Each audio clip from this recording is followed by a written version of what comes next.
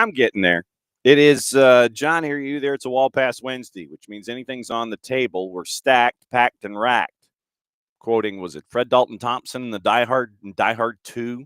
Stack 'em, pack 'em, and rack 'em. It's a Wall Pass Wednesday, which means in about 10 minutes, Tyler Pilgrim's going to come by from Scarves and Spikes for the Atlanta United Informational Journalistic Exchange program that we always have here Wednesdays about 9:15. Dylan Butler's going to start off hour number 2 talking about Major League Soccer. We'll get into Peter Vermes from his perspective, still chasing Daniel Sperry from the Kansas City Star for the local perspective. Hopefully we can have him on tomorrow to talk about it and what the future holds for Kerry Zavagnin, the interim head coach, for the folks that are there, that are playing every week, that are on the bench, that might want to play every week, and what the future might be for the roster in general and the build out when it comes to Sporting Kansas City. Then we'll go through the rest of the week that was. A couple of matchups last night in CONCACAF Hemispheric Extravaganza where there weren't a whole lot of goals scored. And that was the first legs of the quarterfinals. More of those tonight. We'll get into the juice boxes there as well that include Messi and friends traveling to Los Angeles to take on LAFC. So that's on the table.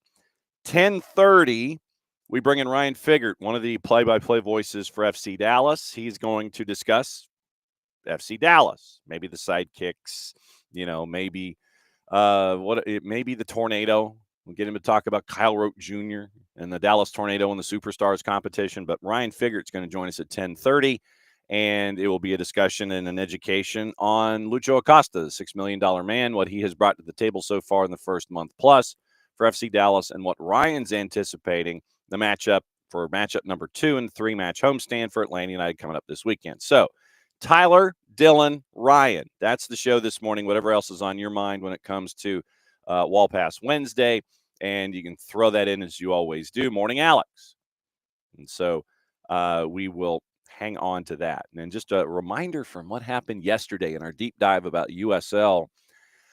Probably need to catch up with some folks behind the scenes and find out what the pro-rel deal is and if they can get a waiver, because not every stadium is going to match 15,000. So we'll see what the waivers and the possibilities are, except unless it's only large market teams are the only ones allowed to be relegated from the first division USL League One setup down to USL Championship. So we'll keep an eye on that going forward. All right. Opening kickoff brought to us by our friends at Kickoff Coffee and kickoffcoffeeco.com. QR code is somewhere in the ether, and I probably would destroy this computer if I tried to, and the graphics package if I tried to install it. So start your day, kick off your day. See what I did there? Kickoff Coffee and kickoffcoffeeco.com. And then what you can do is on your way out the door, use the code Soccer Down Here 15. You get 15% off your purchase. They in turn take 10%, reinvest it into youth games, youth initiatives, brought to us by our friends at Kickoff Coffee and kickoffcoffeeco.com. Figured what I would do this morning is, since we have like 9 gazillion things going on, and at the end of the show, we'll talk about Barcelona and how much problem, how much of a problem, how many problems Barca has, and apparently there's a new problem. I know that shocks you all.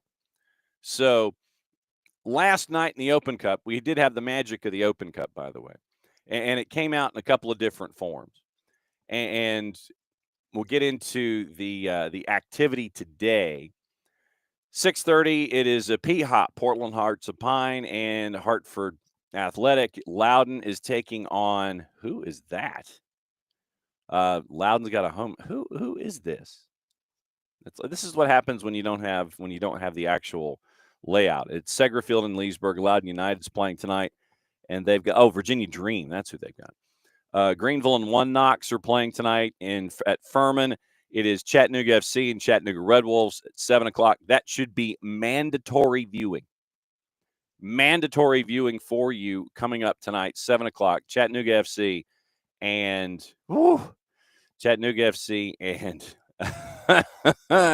Chattanooga Red Wolves. I mean, you've seen you have seen the layout and the desires of everyone on one side of the equation. One side of the equation has just been completely and totally just been talking. The other side hasn't. So 10 matches today in a U.S. Open Cup round 2. But last night, crazy. So Crew 2, by the way, started off the evening at 6 o'clock at the Death Star, lower.com field. They shut out Lexington Sporting Club by the final of 3-0. Did not necessarily have that cup set on the board, but Crew 2 knocks off Lex SC 3-0. Then, probably one of the wackier matches of the night, not necessarily even for the first 80 minutes. It was South Georgia Tormenta knocking off 4-0 SC, and 4-0 had control of it pretty much in the first 10 minutes. But then you end up with the chaos that would ensue. Tormenta gets a 2-0 lead. You have a penalty call, and honestly, if there had been any kind of review, the actual penalty kick probably would have been asked to have been taken again. But anyway, you go from 2-0 for Tormenta to 2-2, and then you end up with Tormenta scoring at 90+4, I think. And there was 10 added minutes of this one. Once again, hashtag magic of the Open Cup. Tormenta ends up getting the Duke 3-2. It's like had a 2-0 lead, lost the 2-0 lead. It was 2-2, and then it's 3-2 final. So Tormenta advances to the next round. The Miami FC knocked off Messi and Friends 2.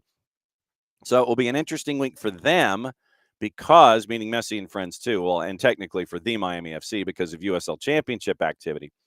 USL Championship activity for the Miami FC. They beat Messi and Friends 1-0. Messi and Friends 2 come up to Atlanta to take on Atlanta United 2 on Sunday. What will they look like, especially after having to play on Tuesday? So they go weekend, Tuesday, weekend with travel. What will they look like? That will be an interesting question there. Also on the board, Charlotte Independence knocked off Carolina Core. Took a long time. AET took the extra 30 before the 2-1 win there with Charlotte and Core. Then El Fadelito. What did we say about El Fadelito? Don't sleep on the NPSL champions. Do not. They beat Monterey Bay last night 2-1. They had a 1-0 win. They had a 1-0 lead, and then it ends up a 2-1 win. Down 1-0. Captain subbed off with injury. This is from Tim Thomas over at thecup.us. Second half, you get a Zuluaga goal, and then you're tied at 1, and then Edgard Cray gets the game winner. 2-1, El Fadelito advances past Monterey Bay. Then AV Alta advanced out of USL League One, beating LAFC 2-1. And that one went AET as well. So late night in the Inland Empire. And so you have those matches from yesterday. Now, the schedule for today, 10 more today. What did we do to deserve all of this? Magic of the Open Cup. That's all I'm saying. So we mentioned those matchups with the Virginia Dream and such. So starting off at 6:30 tonight, Virginia Dream and Loud United at Segra. Hartford Athletic and Portland Hearts of Pine. So P-Hop comes in and plays Hartford Athletic in Lewiston, Maine at the Franklin Athletic Complex. That's also at 6:30.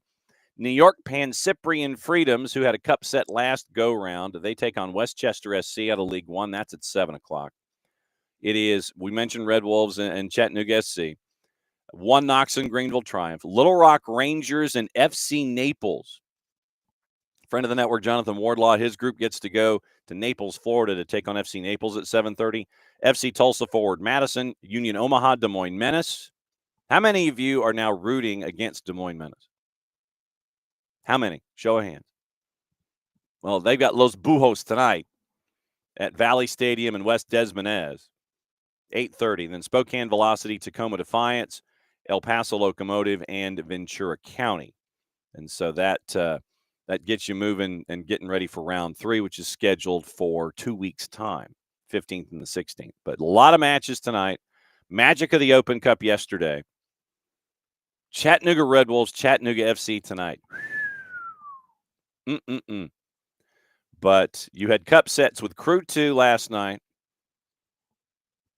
I don't know what a cup set close call is. Maybe it just gets put in the washer or the dishwasher for a little.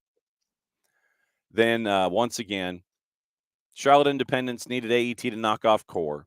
El Farolito, we had that one pegged for you. Our humble observations of the Open Cup. Don't sleep on the NPSL champs. We did not. For those of you who did, you slept late. You lost. El Farolito gets the win last night. Okay, so now that we've gone through the magic of the Open Cup, and there was plenty of magic in the Open Cup, time to break down anything and everything going on in the mind of Tyler Pilgrim for the Atlanta United plus more, the Informational Journalistic Exchange Program. Now that he has wiped the sleep from his eyes and he's got his coffee and he's ready to go. How you doing? I'm quite well. How are you? Incoherent. Thank you for asking. Me too. But, I mean, last night it was, yeah, there you go. There it is. He broke out the lasso this morning. So we're going over the magic of the Open Cup in opening kickoff, brought to us by our friends at Kickoff Coffee and kickoffcoffeeco.com. I guess it's magic of the Open Cup, comma, bitches, maybe. Yes.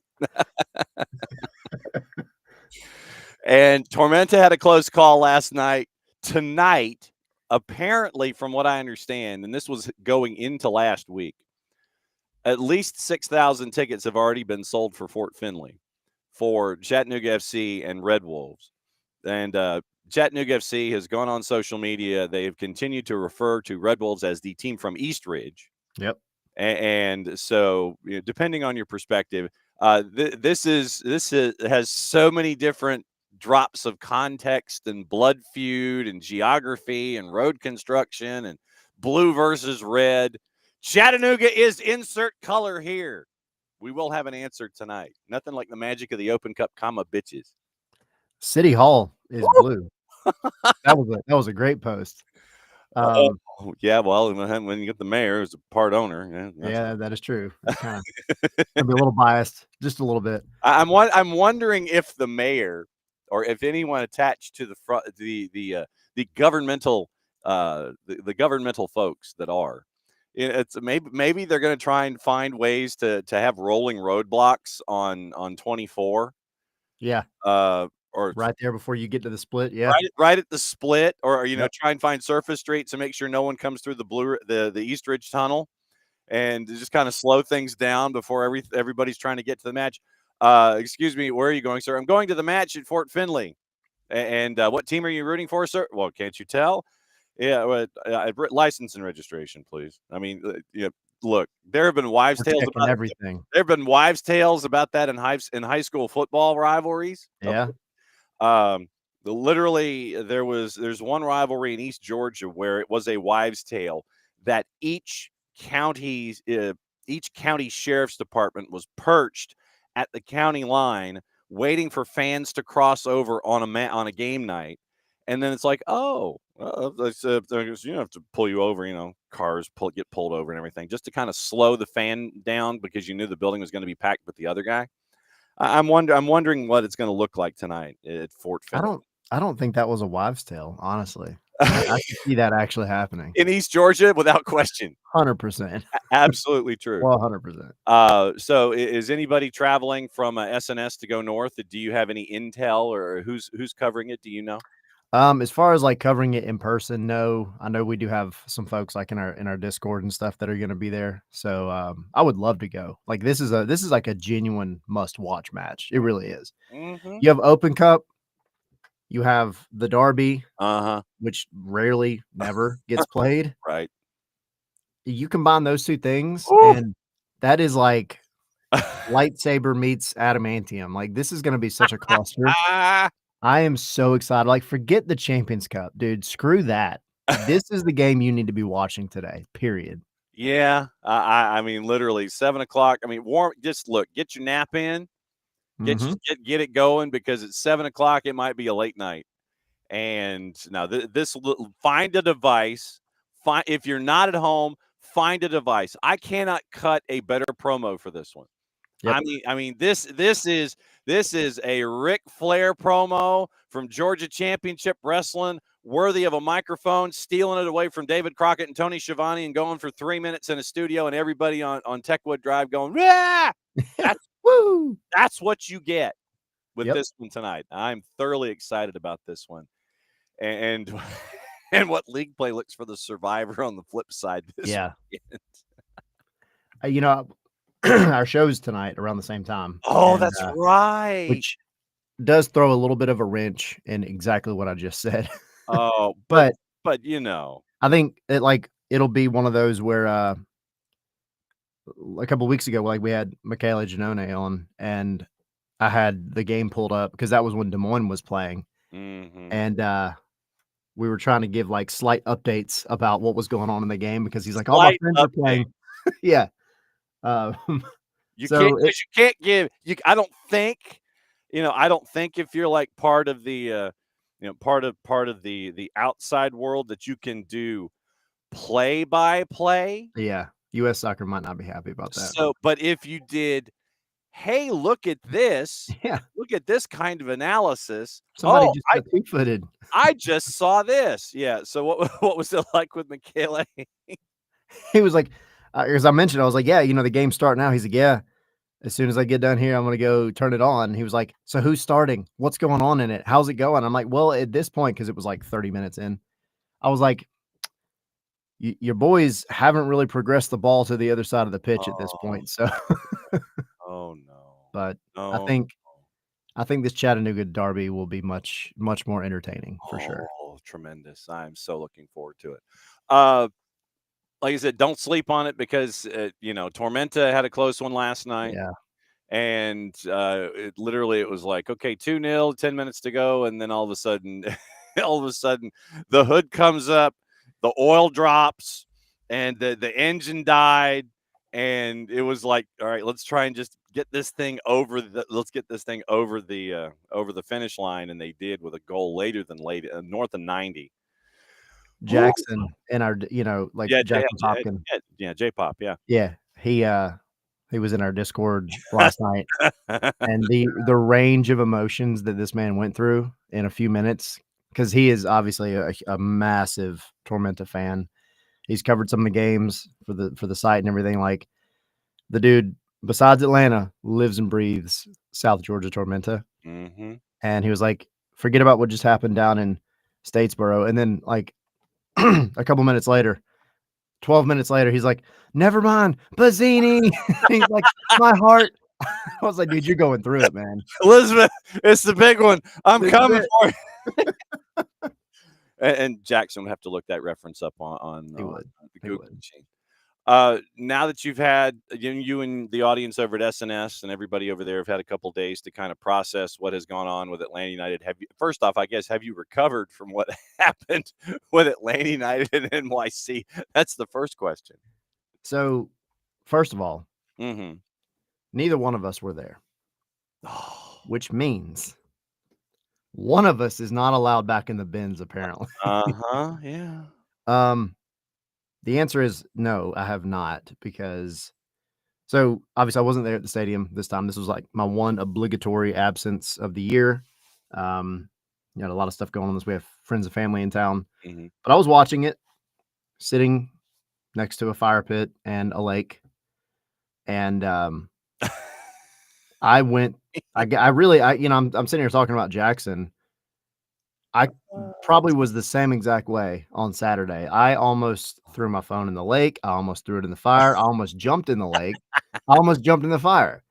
I went through all of it. Oh, man. I was like, I'm going to turn this stupid game off. I should be enjoying myself right now. I'm not enjoying myself this is getting a little bit better. Oh, my God.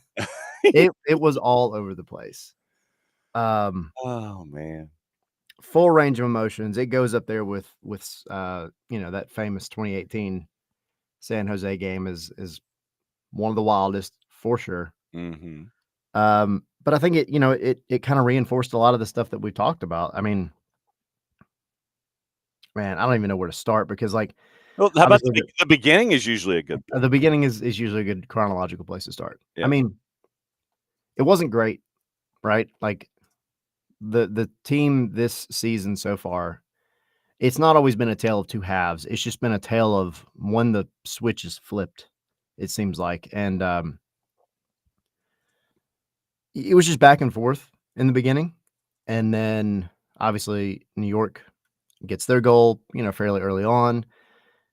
I loved the first goal with Moranchuk. I love the kind of build up. I love the fact that you got all 4 of your primetime attackers involved in it. Latte Lath will tell you that was a pass. It was not. It's a pass. Who cares? It still counts as an assist. Yeah, it's a pass. But then, the beginning of the second half, the way things kind of fell apart, it was a little concerning. It still is a little concerning because you shouldn't have that happen. Still now, people have asked me multiple times, like, what about Dom Chankwi? I'm not worried about Dom Chankwi in the slightest bit. He is 17 years old. Mm-hmm. He got told moments before opening whistle that he was going to get the start in front of 45,000 Yeah, people. you're tapped on the shoulder, sir. Yeah. Guess what you're doing now? That is a weird place to be for a 17-year-old kid. Now, we've watched him all the way through preseason and beyond, but I mean, he made a mistake that any professional soccer player could make on any given day. The one thing that I take out of this match that I really want to see Dom improve on, and it kind of goes back to some stuff that Dyla talked about near the end of the preseason, was his positioning. I think if there's something like specific that he needs to maybe just fine tune, it's just where to be at any given time on a team that uses their wingbacks as both attack and defense heavily. You have to know where you got to be at any given time. And I think that's one of those things that comes with experience. It comes with coaching. He's on the right track. He made a mistake. New York City made mistakes. Everybody made mistakes. It is what it is. You take away all the mistakes, and Atlanta still, I think, wins this game 2-1. So as far as he is concerned, man, I'm not worried about Dom at all. He's fine. He's good to go. Besides that, I mean, there's been this back and forth about Miranchuk and where he belongs, and I think there are a lot of factors to take into consideration here. But I think when you have a team that wants to attack, that you're playing against, that wants to attack a lot, you have to steady the midfield somehow. And you saw that in the second half, but you also saw New York take their foot off the gas a little bit. So I think, it's not that you have to move Alexi to be a permanent number 8 or a connector all the time. I think Miggy, as a right winger or left winger, wherever he wants to play, is smart enough to know, like, if you tell him, hey, while Alexi's playing as a 10, I need you to be more of a whatever. Give him space. That'll give you space. It'll give everybody space. But then the moment that you might have to do that kind of experiment where you're moving Alexi back as more of a connector and a build-up player from the back, then you move Miggy to that central location and let him do whatever he wants to do. So it's interesting. It's kind of an interesting conundrum that Dyla has right now with, where am I going to get the most out of my players? Like Saba has looked infinitely better on the right. I don't think there's any question about how much better he is over there. But to do all that, you do have to tweak some things. So this is I think a period of maybe learning for the coaching staff, trying to figure out where they can get the absolute most out of the players at any given time, because it's not just where they start at the opening whistle. Games change during the game. What? I know, right? It's just weird, especially when it's 3-1. Yeah. But yeah, I mean, I think there's just, it's part of the learning process of figuring out who's going to fit the way that you want to play the best in what positions that they could still be really good at. To your point about Miranchuk, here are his numbers, courtesy of our friends at SofaScore. Played the full 90, got the goal. 58 touches, 2 incomplete passes or 2 inaccurate passes on 45 attempts. 43 of 45 passing on 58 touches, 96%. 3 key passes, 2 crosses, 3 long balls, 1 big chance created, 2 shots on target, 3 of 5 on ground duels, 3 tackles. That's hitting a boatload of different categories for somebody who I have always envisioned as almost the conductor of this orchestra because of the imagination that he has and the touch that he has. But knocking off all of those different categories in this match of chaos and going 96% passing, and it wasn't just 14 of 15 or 19 of 20. This 43 of 45. I mean, that's not messing around. He had a day where he hit a bunch of different categories, did a bunch of different things for you as the maestro there with the baton, making things happen. Yeah, and it wasn't that it was like, backwards passes or lateral passes. I mean, he was hitting some progressive passes, which is what you want to see out of your 8 or 10. It doesn't matter like what number you want to give him at the time, but I mean, I don't know. I guess he saw the Rooted in the Stripes video and was like, "Man, screw these people."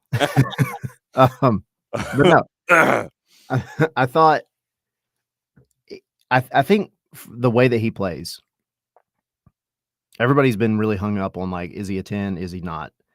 I think it's more about where can you give him a little bit more space to take that extra split second to make the proper pass that's going to benefit the team the most. And doing that as a quote unquote number 10, you're often more in very tight spaces where you have to maybe take on guys 1v1. It's a little bit harder to play that through ball or that, very, very precise pass that you want. But if you drop back a little bit and you kind of allow him to be that conductor or that connector, that's kind of what I keep calling him. Mhm. You look at when he has just a moment of space and he can pick out just about anybody on the field. And I think, and I could be completely wrong with this, but I just think it's that maybe that little bit of pressure being taken off of his back to say like, man, I've got space and time.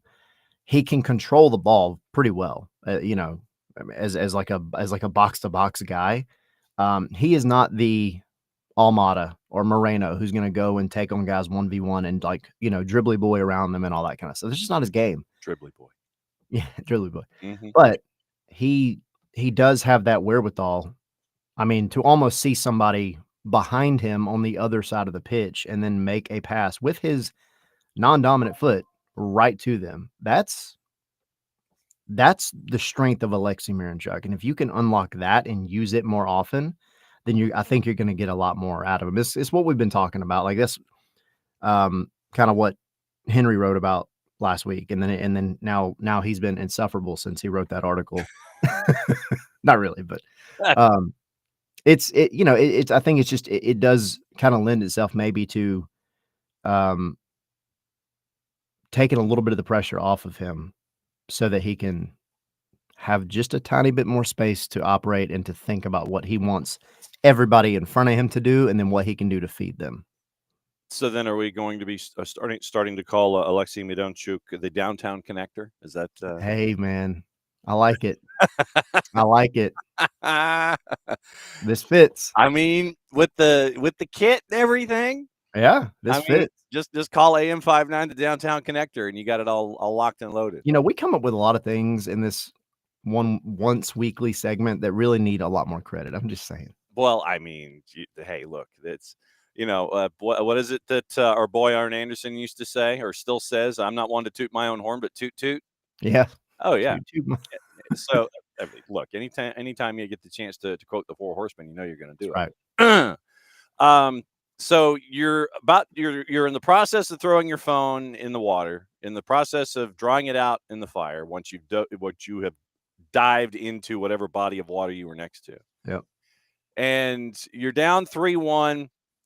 Chaos continues to ensue. Miranchuk is there with you, and then you mentioned you get the own goal from Keaton Parks, and you're getting all of this momentum and all of this stuff from the casual perspective from which you were watching. Were folks starting to gravitate toward your mobile device as you were sitting there and trying to keep your wits about you? What was it like going from 3-2 to 3-3, 3-3 to 4-3? It was because I'm sitting there and I'm watching the game and like everybody's asking me like, because most of these folks are like casual Atlanta United fans, like, they'll watch the show, they'll watch the games occasionally, but they're not like hardcore, So at the half, I'm like, all right, well, this is all right. It's okay. Like you got an equalizer back. Now you just got 45 to take the lead, get out with 3 points. And then that second half started and I was saying things that I can't say normally. Well, no, you just warn us and you sit there and we put the E rating up when we post the show. That's all we do.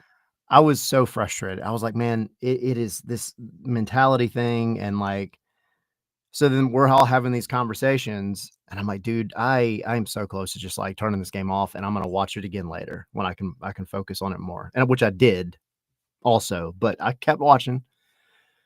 And then, you know, you get the one back and it's like, all right, well, that's cool. But in the history of Atlanta United and a lot of soccer teams, like this doesn't have, you don't come back from this often. If you do, it is drunk. It is absolutely drunk. So when it was 3-2, it was like, all right, well, I mean, it was cool. Hey, you got one back. Saba has channeled the own goal gods again. He's done it. But I'm sitting there watching, and then when it hits 3-3, I'm like, okay, hang on a minute now. And then that was when I kind of jumped up and I was like, let's go.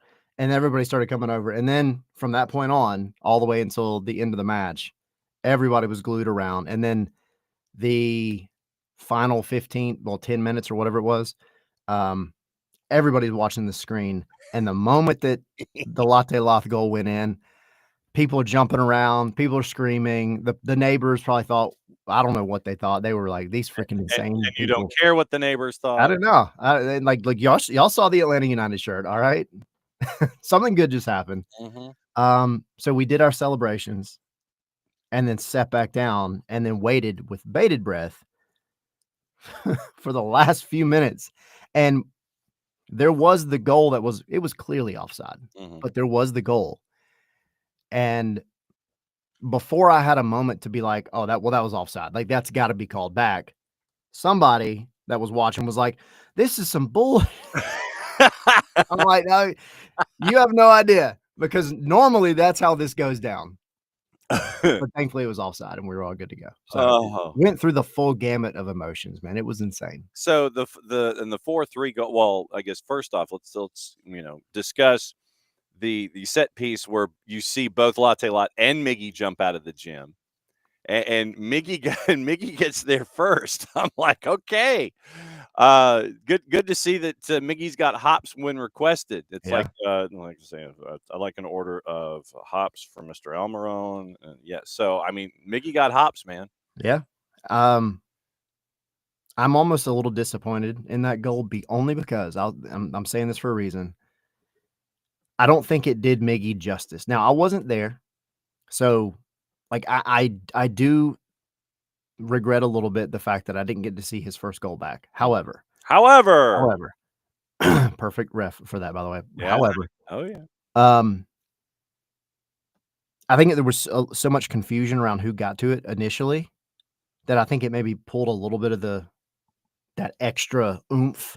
And it's not taking anything away from Latte Lath, but everybody's been waiting on that one because he almost had that one shot that was kind of a weak shot, like a little bit earlier. Yeah. That would have been the place would have blown up because that's one of those where it's like, hey, all Miggy, he did his thing, he got on the ball, took the shot, but because this header was just kind of like, who got that?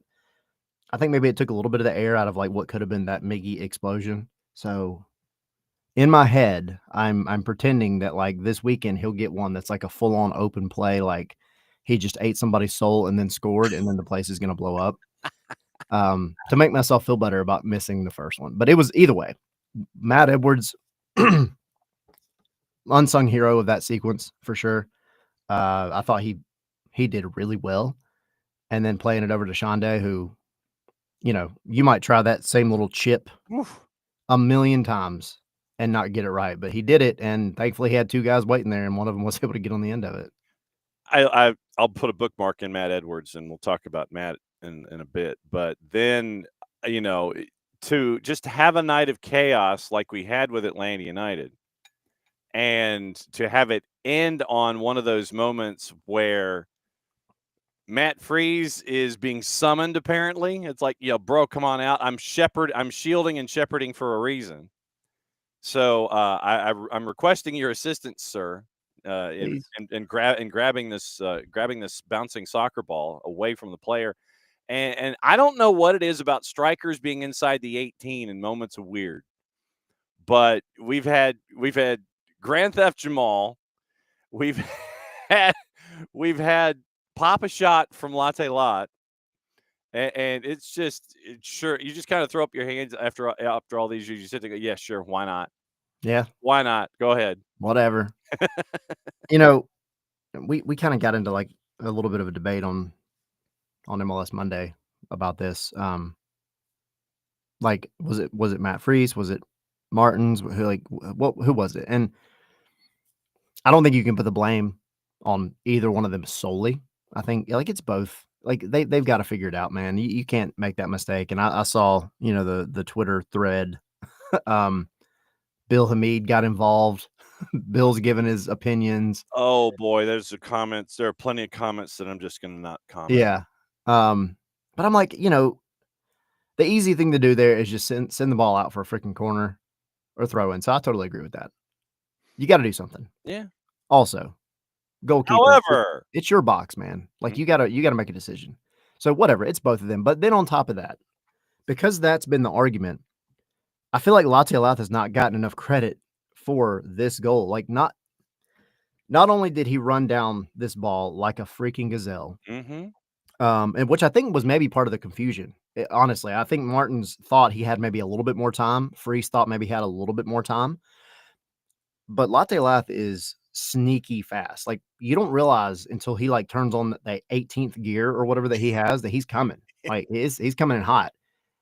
And I think he was there before they realized it. And for him to get in between them, kinda win the ball, and then chip the ball at that angle over the top of the goalkeeper with enough forward momentum to not allow another defender to run in and kick it out, that is like chef's kiss level striking. That was beautiful. So, like, he needs a lot of credit for that. It wasn't just the fact that the goalkeeper and the captain completely had a day. Mhm. Um, Latte Lath deserves a lot of credit. Also, Martins as a captain, man, that was some crappy reaction. I don't care whose fault it was. Don't do that.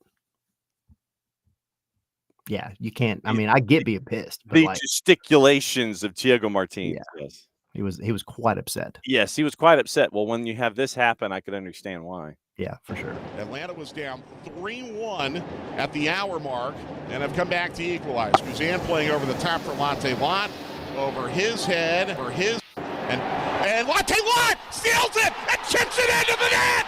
He scores! Atlanta United has come back from 2 goals down to take the lead. Incredible air by New York City. Not wrong. Nope. And what a ball by Brad, by the way. Oh, see, and this is a thing that I have, and I'm not the only one here. Where's the assist? I know. That's horse crap. Where That's is crap. the assist for Brad Guzan? Because I needed the points in fantasy to at least close my margin a little bit going into Sunday. I won fantasy. I didn't change anything. I won by 2 points this weekend. I got so lucky. Oh, Anyway, I went with Red Bull's defense, okay. going up and thinking that New England wasn't going to score, and so the two guys I had combined for a 1 point total. One of the guys I had actually punched a negative. That's happened to me twice this season so far. Yeah, so I had a negative punched and a 2 and a -1. I should have stuck with Vancouver on defense where I had Ali Ahmed and he had a +9. Oh, by the way, here's the other version, courtesy of our buddy Tyler Terrence, who is well on his way to having his 10 visit punch card. Yeah. I mean, he's at 3 visits already. 3 visits in a week for Tyler. So here's the other Tyler. So here's his version once again for those of you who may have forgotten, courtesy of our friends at Apple TV and Major League Soccer. Into that center back role. Martins is asking for his to come get it. Confusion, and it's Latte Lath!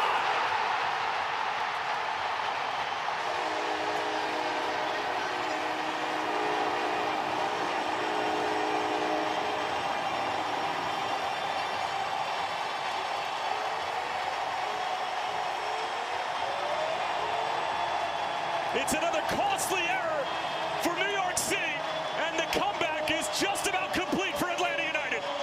That's the short version, but yes, that was Tyler's call, and I texted because I, like you, was not at the Benz, and so I'm gathering intel as we go.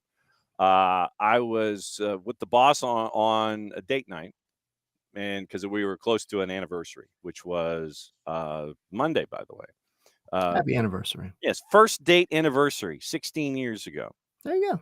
And so, yeah, we're that couple. We celebrate that in addition to anniversaries. Hey, so do we. I mean, to a degree. Like, well, it always gets recognized every year. But yeah, we have what we refer to as first date anniversary. Yeah. And so that was Monday, and so Saturday we went to the Jason Isbell concert at the Fox, and so I was in a building where I could get no cell service whatsoever because of the brick and everything that is encased inside the Fox Theater. I guess that's their way of saying, focus on what you're watching, don't focus on your phone, And there were about 5 or 6 people that were trying to record bits and pieces of the concert, and the folks at the Fox were none too pleased with that and telling folks to put their phones away. Yep. Because you're not supposed to do that. Yep. But yeah, I was going. Full disclosure, I was texting back and forth with Tyler, and not you, the other Tyler Terrence. I was texting back and forth with him, and I'm like, Tyler, what happened? And so he broke it all down for me with 4-3. But so yeah, you had that kind of chaos. I wanted to put a bookmark in Matt Edwards so I could bring up the topic of Matt Edwards now. Third position he's played on the back line this year. Yeah. And it's just like, okay, fine. Tell me what I got to do. I'll go out and do it. And you're continuing to see that from Matt Edwards and how he's adjusting to life with Atlanta United in the first team. Yeah. Put me in, coach. I mean, I don't know. I thought he looked confident, like really confident. And I don't know if maybe it was the moment that kind of spurred him on a little bit, but I just thought like the confidence in which he played, especially, I mean, it's not just that goal that, was the pass to Silva. Silva did some little things and then chipped it in. But like, I think it was just where he was talking about positioning, where he was positioned, taking guys on 1v1, not being afraid to do it, taking risks. I just thought like, hey man, you had one game in the beginning of the season, first game where it was a little bit of a struggle. Then you absolutely destroyed a Premier League striker, winger, for 45 minutes. And then you, among others, had a mistake, right? That led to a goal. But you've kept at it. And you haven't really, I mean, he even told us at the training ground, like, I put it behind me. My teammates, they helped me through it, as they should. And so I'm good. And he's just kept chugging along, and he got thrown in as a center back and did his thing. And I mean, like, is he playing perfect? No. But like, I think for what he's been through in such a short time this season, a lot of guys would have absolutely lost confidence by this point. And he's just doing his thing. And I think he looked really, really good in this one. And he helped spur on a comeback. And I think that speaks a lot to at least, what we're seeing so far in the first 2 months of this group being together, where the players are trying to understand what Ronnie Deila wants, and then you're adjusting to what's going on. And Ronnie has said, okay, after a loss, first thing I got to do is look at myself. I got to figure out, okay, was it this? Was it this? Was it this? How do we address these issues? And first time that you've been down 2 in a long time. I think everybody goes back to the chaos in San Jose. Yep. In MLS After Dark when you have these kinds of matches. And these kinds of matches can go one of two ways for you emotionally. You can sit there and ride that wave and sit there and go, okay, we're capable of doing X, or we escaped. And I think that it's okay to have both of those in concert when it comes to your emotional wherewithal going forward. Just let one be more positive than the other, but don't forget the second emotion that's attached to this whole thing. Yeah, and that's kind of been one of the points that I was hitting on when we did our reaction show. I think you have to celebrate this game because there's a lot to, and it's not just the fact that you won. It's not even just the fact that you came back. It's the fact that you got all of your attackers that you've, admittedly paid so much money for involved in multiple ways. Like Alexi, getting his goal and being very involved in the game and affecting the game the way that he did, especially after, the criticism that he's received. Saba, who should have 2 goals at this point, or at least 2 assists. Yeah. But he's making that happen, right? Just and don't take away any credit from him with like the first touch to get around the defender, like everything that he did to build up that own goal. That's what you need him there for. Latte Lath with the assist, with the goal, the game winner, like that's what you paid the money for.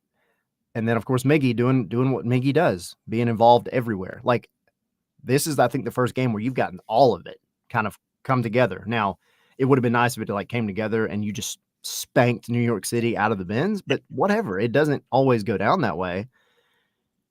But you're seeing, the chemistry that we're always talking about kind of maybe coming together a little bit at this point. And you can see that Dyla is tweaking things and fine-tuning things and moving guys around and making the chess moves. And out of your coach, that's what you want to see as well. So like there's a lot of just kind of behind the scenes that happened in this match that needs to be celebrated. But of course, then you got to go back and you have to look at the silly mistakes. Like again, the Dom Chanqui thing, you have a 17-year-old that you put into the starting lineup at the last minute in front of 45,000 people. I would be more shocked if he didn't make a mistake or two. I'm not worried about that at all. It is what it is. And kudos to Derek and Brad for not chewing his rear end off. Yeah. I think he doesn't need that. He knows what happened. He doesn't need dad times 2 screaming at him for making a mistake. It is what it is. So, and then in the other mistakes, there's definitely some stuff to be had there, but like celebrate what you've progressed in and celebrate the win. Go back and take a look at the film and say, all right, dude, we've got to get these mistakes under control, like immediately, because if we can do that, and with the goals that we're putting in, we're going to be all right. And now you get to face Lucho Acosta coming up this weekend. If anybody loses an aerial duel against Lucho Acosta, I might jump out of the press box. It is open air, so please don't do it. It's like this past weekend. Sydney was saying the same thing about Maxi Morales. Like, don't you dare. But Lucho Acosta, unfortunately, has a knock on wood, has a thing with Atlanta United. Mm-hmm. Hopefully he's lost that now that he's joined another team. But that is a concern for sure. Yeah. And you have someone like Lucho who is a certifiable pain in the what. And he just finds ways to get open. I mean, he's got dudes who are 5-6 inches taller than he is setting picks. You get lost in traffic, you find that extra space. I mean, honestly, it's like that point guard that we see in basketball, where you're running the motion offense, and then he senses that opening, and he just wants to kind of shave off of the outside shoulder off of one of the picks, and he gets himself some space, and that's all he needs to launch a 3. And that's what I've always kind of noticed with Lucho. Yeah. Lucho, it's like he's in the motion, he's in the weave, and it's like, okay, I'm going to cut this pick. I'm going to cut off coming off of this pick short to give me some space. And yeah, public enemy number 1, Lucho Acosta, coming up this weekend with Atlanta United. So after this weekend, I know that you got show tonight. Who's your guest tonight, by the way? Max Bretos. We're actually doing like a pre-recorded type. Yeah. It came about very late. This week, yeah. By the way, April Fool's it sucked. I'm not gonna. But and I've kind of outlawed. I don't. Look. I'm too old to try to think of April Fool's things to do. And we got too much other stuff to talk about for me to sit there and go, hey, by the way, wink, wink, nudge, nudge. Hey, this is close. Nah. So how did you get victimized by April Fool's? What's so frustrating about it is it wasn't even that it was an April Fool's joke. Mm-hmm. It was just life said, hey, even though you're trying to avoid April Fool's, I'm going to April Fool's you. Except it's not actually April Fool's. I'm really going to do this to you. In one day yesterday, okay, I had a brand new lawnmower break. Oh. and I spent 4 hours Are you trying to figure out how to get it repaired / fixed / replaced because it is brand new. okay? Still haven't got an answer, a Uh-oh. full answer. See, I mean, well, first and foremost, my first question is, do you know that this was in fact a new lawnmower? Oh yeah. Yeah, I was the one that bought it. Okay. Well, Oh, yeah. but I mean, it's like it wasn't like you bought it off of the showroom floor or everything. It was like in the box. It was in the box. I put it together. Okay. Yeah, 100%. Like it came out the box. I put a couple bolts in, put the oil in, the whole 9 yards. Okay. So yeah, that happened. And when that happened, I was like, all right, well, I'm gonna at least go use the weed eater. I'm gonna go do my little, stuff around the house. Okay. Went to go crank up the weed eater, and right when it was about to crank up, the string broke. And then Third piece of equipment. Yeah. And then that night, last night, my Yeah. wife was trying to do some work. We're getting our oldest, kind of getting some college stuff prepared. And she goes to open up her laptop, and the hinge on the laptop just breaks. Yeah. Like the screen just broke. Been there. Which thankfully we have 2 very capable children who were able to get it back kind of together and put a screw in there, and it's working. But I'm like, dude, what is going on today? This is absolute garbage. So I'm grateful that April Fool's is over. And yes, it is Max Bretos. We're gonna get on later because I'm done with April 1st. Yes. One Florida State or to another. It'll be good to have Max talking. Yes. Good to have him on the show. Yeah, I mean, literally everybody was trying to figure out all the April Foolsian stuff. Haas had a thing with Formula One where they've got a new sponsor, and everybody's like, "Oh, are we sure about that?" Yeah, that wasn't no April Fool's, but Yeah. it's just it takes entirely too much effort for me. It's like cutting a promo. The best promos are the ones that are shrouded in truth. And it's like you sit there and you have a point of view, but there's still some truth bombs in there. Those are the best April Fool's Oh yeah. notifications that you get. Yeah, but for me to try and formulate something like that with everything that we have going on, it would take entirely too much time out of my day to sit there and go, well, hey, you know what? Wink, wink. April Fool. No, it's just no. Look. Yeah. With all the news going on and all the stuff we got to talk about, no, I can't waste any time on that kind of a shenanigan. I really can't. Yeah. My on the day before, my wife was like, are you going to do anything for Scarves and Spikes for April Fools? And I was like, I kind of thought about it. Like just what could I do? But I couldn't put that much like mental energy into it. Mm-hmm. And I just ended up being like, you know what? It is what it is. I'm not like, I don't even like this holiday, whatever. I don't like this day. It's so stupid, but it is not a national holiday that people like. If like something came to me, I'll participate. Right. So yeah, I was just like, dude, I can't do it. And then I got April Fooled by life. And then but is that an April Fool though? If life does what life does, I mean, I felt like a fool. I felt like a fool. Okay. 100%. April 1st, you feel like a fool. Okay, I get it. All right. I do got to say really quick. Because I don't know if that was an April Fool's thing or not. Did you see the Hawks thing last night? What happened? The dude. The dude where he allegedly blew out his ACL. Yeah.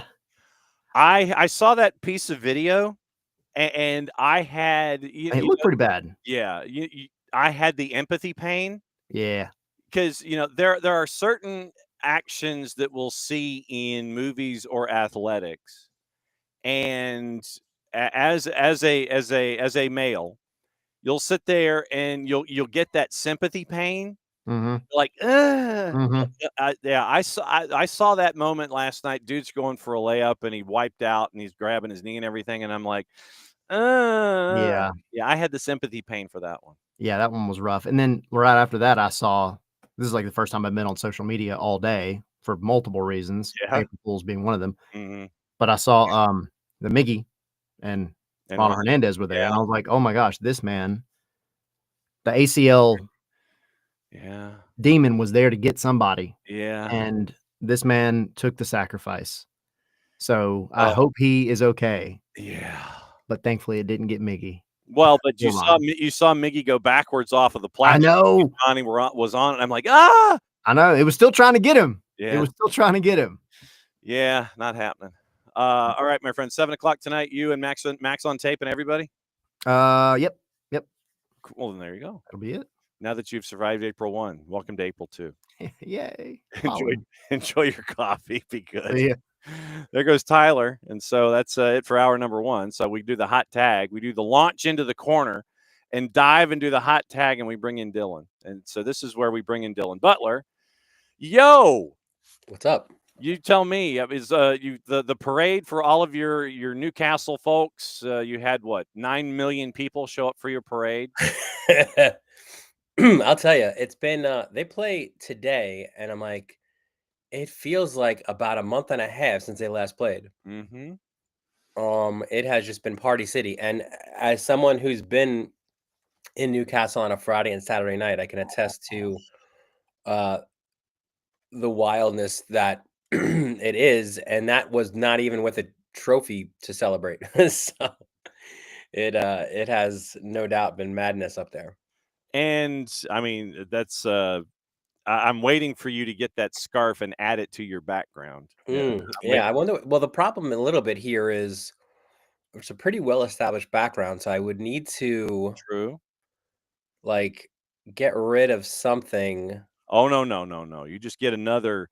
You end up getting another shower rod, and you just kind of string it across. And you. Well, these are just all up on the wall. But see, like I have some over there too.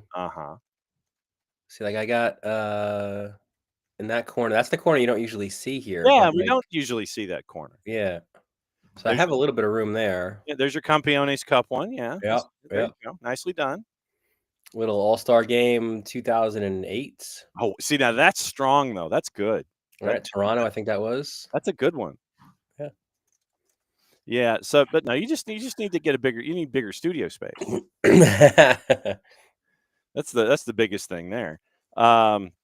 So biggest news that came from the week was the dismissal of Peter Vermes, mutually agreeing to part ways after 17 years as coach, one of the pieces of the fabric that is Sporting Kansas City. And that's where I wanted to start off with you this week.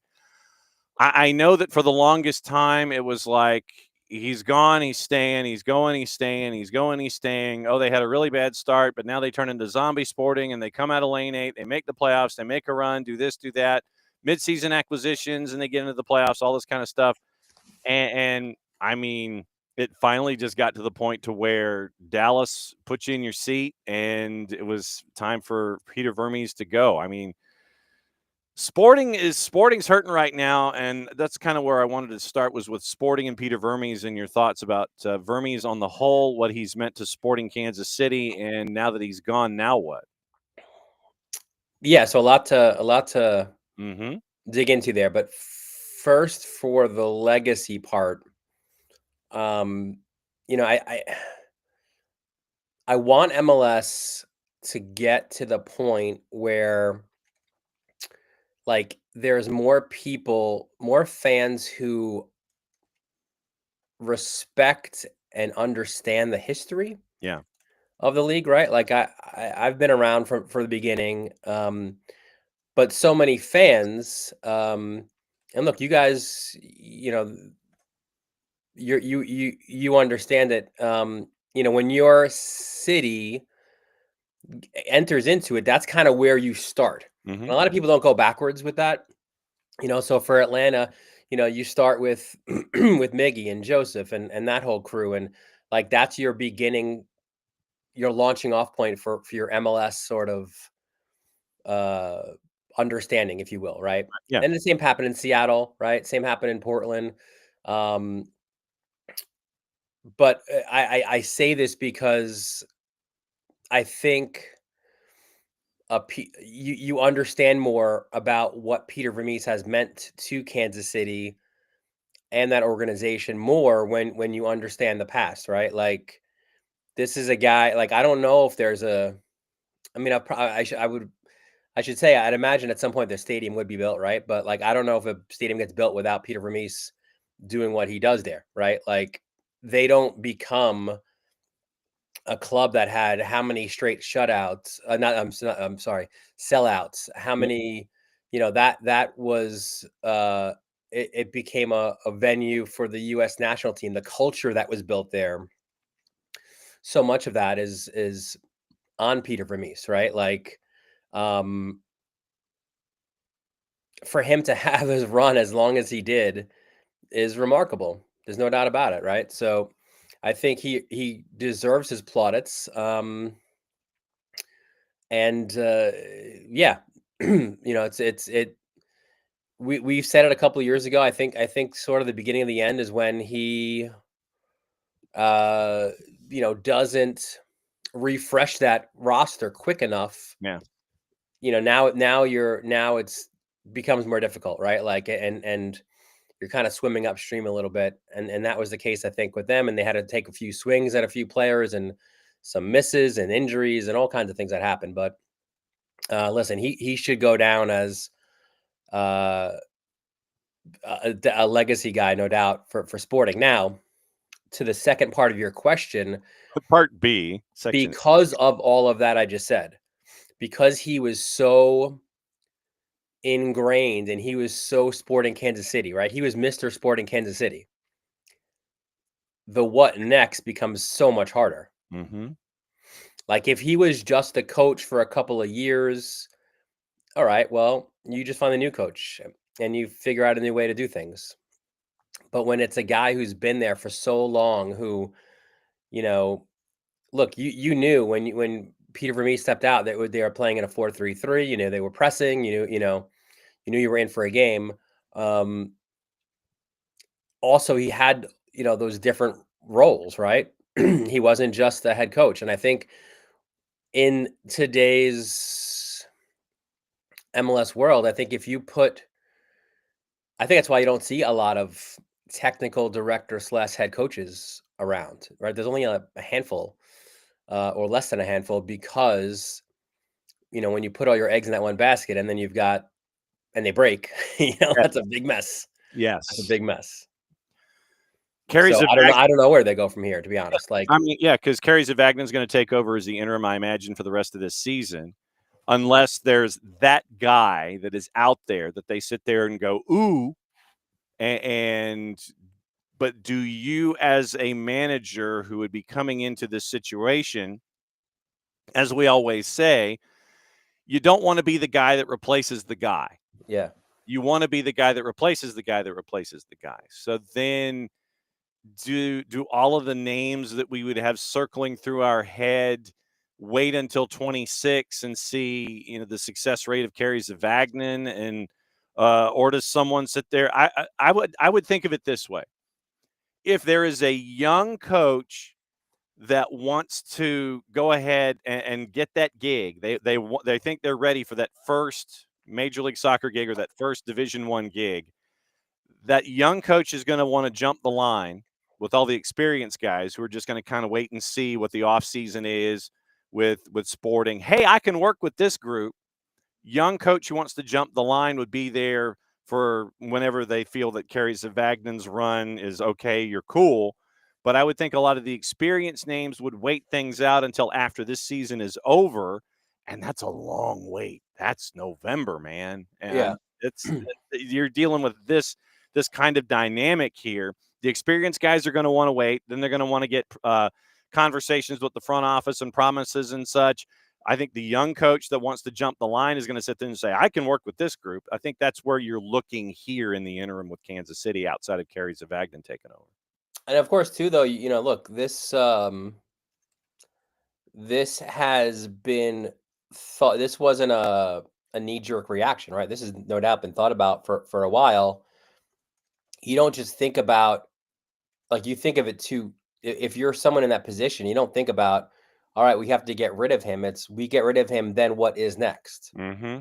So I don't know if they've already had these conversations, but certainly probably internally they have a board of potential people there. And there's no shortage of MLS experienced people out there, right? I mean, some of the bigger names too, Jim Curtin, Bob Bradley, like there's people there who have, as much experience in the league, or almost as much. I think Vermees goes back to day one. Yeah. In this league as Vermees does. So who and I'm gonna look at Transfermarkt here. So I guess we'll kind of workshop this as we go. I mean, you mentioned names that are out there.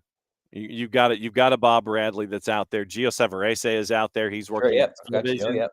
So I mean, there are plenty of folks that we know that would be the ones that are the common sense names of, okay, yeah, I could see that individual. But I would think that with this group, and I wanted to look at ages and things like that when it comes to who's available and contracts and things like that. So contracts at the end of this year that you have to think about. Eric Tommy, Nemanja Radoja, Leibold, Fernandez, who's currently injured, Rosero, Kyrie Shelton, who's 31, Memo Rodriguez, who's 29, Andrew Brody, who is injured, Volader, Ndembe, Basong, Mason Toy, Agata, Pulskamp, Miller, Afrifa, and Shiwi. That's Bless like you. 90. Thank you. 5. Wait, hang on. All right, let me count the number of dudes here. 5, 9. Any that's like 13 or 14 dudes that you're staring at here. 2, 4, 6, 8, 9 to get to Volader. 12, 15, 17 dudes you've got to make contract decisions on whose contracts are out at the end of this season. So if you were a manager that looked at that group and was like, okay, Shalloway's there till the end of 26. Same with Suleimanov. Manu Garcia is a 27. Joveljic is a 27. Jake Davis is a 27. Court Camp, Bartlett, and Ian James are 27. So there are, and I'm going to kind of say this, and there are pieces that are there past this season. Shallowy, Joveljic, there's some stuff there. I think the ones you mentioned too are the more core pieces as well. Yeah. Like the ones that are go beyond 25, I mean. Yeah. So those core pieces, Shallowy and Joveljic, part of your scoring output. So there's some stuff that you can work with here. There's some clay that you can mold in art class if you're that manager that wants to come in with this group after this season. Yeah, for sure. And I don't think of all those that you mentioned that you've got to come to a contract decision on, like there's a host you could just say peace out to, and there's probably a few that you can. Yeah, I don't think I don't think a lot of those are big money parts, right? So no. I mean, Joveljic. So let's check market values here, and I hit that button now. Everybody who is, so I'll just deal with those that are going to be contracts out at the end of this season. And this is value. This is not contract. So Agata's got a value of €2.5 million. Eric Tommy's at €2 million. Brody is at $1.5 million. Fernandez is at $1.020 million. Memo Rodriguez $1.020 million. A lot of folks are in that million range, and then the ones that are valued at less than $1 million that are out this year: Leibold, Toy, Basong, Shelton, Pulskamp, and the God bless you keeper, Shiwi, and Jansen Miller. So, and you got a couple of college, Court Camp, Bartlett, and Ian James. Bartlett and James, thank you for your support. Hey, there you go. So there's a lot of dudes that are, it's like the manageable with their values and probably even more manageable with their salary figures. So, I mean, this is something where if they let you cook, I think you could be well if you were an experienced manager with all of the space that you would have with just roster space coming into the 26th season. I agree, and I think I would imagine management too would be willing to spend. I think they proved that a little bit with going out and splashing the cash on Polito. Obviously, that kind of experiment didn't go the way they hoped it would because of the injuries. But before that, they were very frugal. So I think especially when you make a change like this, a cultural shift, if you will, because again of Vermees's tenure, I think you need to also back it up with, opening up the checkbook. Now in the West, LAG, LAG is getting Paintsel back. He was on the bench last week, and then you had CONCACAF Hemispheric Extravaganza this week. And, you still don't have Ricky Puig. I know the expectation is there for Marco Royce and Diego Fagundes at Ali to pick up the slack in the interim. Anybody that's calling for Greg Vanney is, no, because look, dude won MLS Cup and he's dealing with things right now. And he's also in multiple competitions. The one that I would circle would be Houston because of expectations and such and lack of goal scoring. But I don't know how much that's on Olsen. Like, and we're not part of these conversations, obviously, right? But like we talked about it before. You lose two hugely influential midfielders. You don't really replace those guys. And you knew, so like, is that on Olsen or is it on Onstad? Yeah, I mean, you don't have Ache, you don't have Karaskia, you didn't replace them, and the goals aren't there. I'm just wondering, and I pose this more as a question out of keeping up with the Joneses and hitting panic buttons more than anything else. I'm not trying to attach logic to it. Yeah, it is MLS after all. So we've already had one firing that wasn't attached to logic in Montreal. Color me shocked. Then you have the one in Kansas City, which, I think you hit that point where it's just kind of like, yeah, after all of the ups and downs, it's probably just like, yeah, we probably should. Yeah, that slow burn the last couple of years. And then you end up now with teams that right now, like I said, LAG and Houston, they're the ones at the bottom of the table in the Western Conference. And you're sitting there going, okay, LAG, look, if LAG wigs out, then something really ain't right, because I would think that Vanney's got enough of an extension cord after, winning MLS Cup that you shouldn't be concerned with what you're seeing with them right now. And so by process of elimination, I know that we had Caleb Porter on the list, Robin Fraser, depending on how you gauge your panic button in Toronto. I think Robin Fraser was just given a crappy car and he's trying to get to work to it every day. It's like, I told you it was that house that was, like it was valued at money pit 900,000 and it was lowered to 500,000, and you're like, this is a great deal. Why is it so cheap? Oh, I see. Yes, and then Tom Hanks and Shelley Long come into the house and they sit there and it's like, and things fall through upper floors and things like that. And you're going, I need to bring in Chip and Joanna on this one to renovate this house. Caleb Porter would be, I think, on the list for me, even as they knocked off Red Bulls this past week. So, I mean, right now, as you look at things, Houston, and this is just slow starts. I mean, you're looking at Houston, you're looking at Toronto, and you're looking at New England. But I think that Toronto is just just putting up with Robin Fraser. And it's like, Robin, do whatever you can with it. And, you're fine for the interim, but I'm still looking at New England, and, I'm not looking logically, but I'm looking at Houston too. And I think in New England, right? Like, I think, I forgot who I want to give credit. I want to say maybe Donnie might've had it. I was listening in on their show, he and Miola, a couple days ago. And I think he said Porter's record was identical to Vermees's record, like over that course of games, like, until this winning as Red Bulls.